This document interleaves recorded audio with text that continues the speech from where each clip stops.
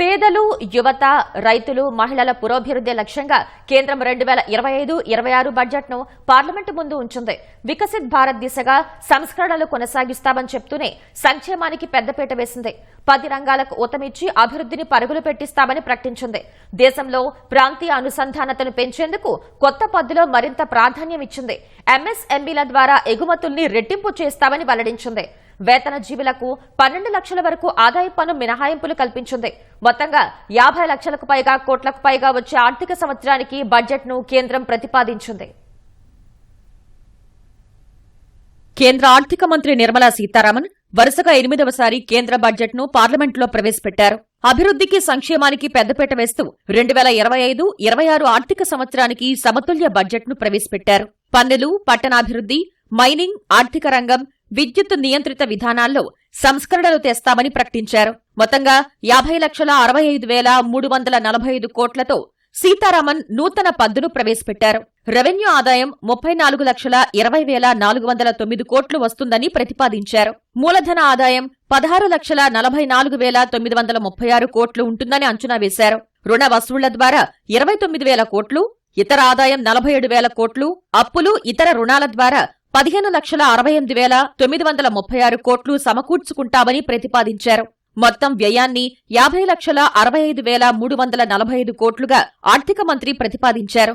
Revenue వ్యయం 39,44,255 కోట్లు ఉంటుందని అంచనా వేశారు.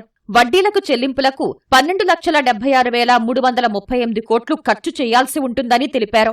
మూలధన ఆస్తులపై గ్రాంట్స్ ఇన్ ఎయిడ్ కింద 4,27,192 కోట్లు ఖర్చు చేయాల్సి ఉంటుందని వివరించారు. మూలధన వ్యయం 11,21,090 కోట్లుగా ప్రతిపాదించారు.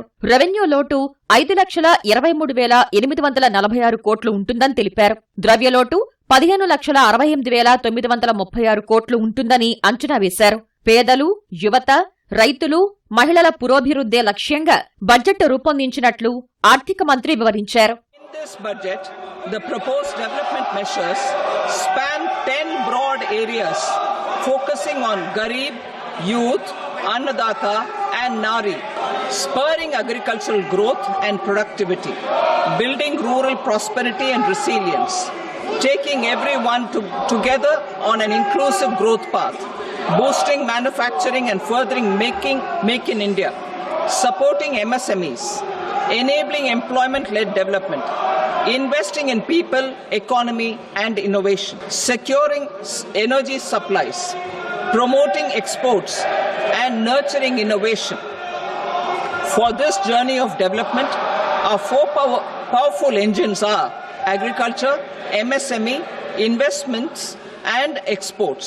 కేంద్ర పద్దులు అత్యధికంగా రక్షణ రంగానికి 4,91,732 కోట్లు కేటాయించిన ఆర్థిక మంత్రి గ్రామీణాభివృద్ధికి 2,66,817 కోట్లు, హోంశాఖకు 2,33,211 కోట్లు, వ్యవసాయం అనుబంధ రంగాలకు 1,71,437 కోట్లు, విద్యారంగానికి 1,28,650 కోట్లు, ఆరోగ్య రంగానికి 98,311 కోట్లు కేటాయించారు.